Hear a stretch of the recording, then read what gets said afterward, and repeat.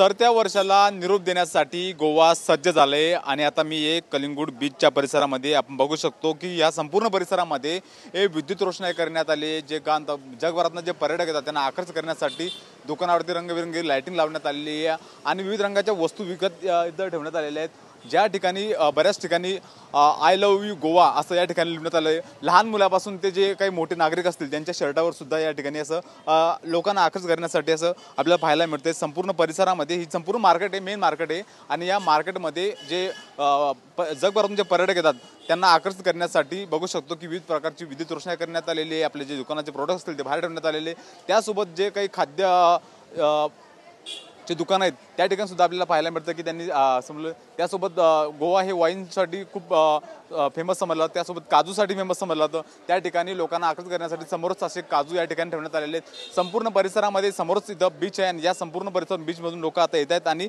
आता खरा जल्लोष गोव्यामध्ये सुरू व्हायला सुरुवात झालेली आहे।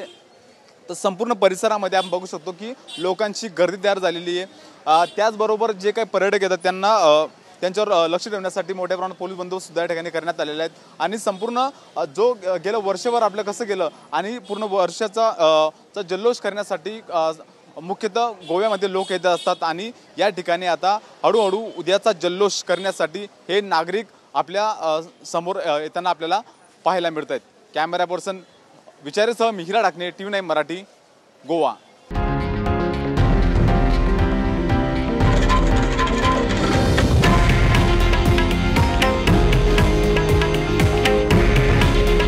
हे आहे देशातील नंबर 1 न्यूज नेटवर्क आणि आपण पाहत आहात TV9 मराठी। काळजी तुमची, हित महाराष्ट्राचं।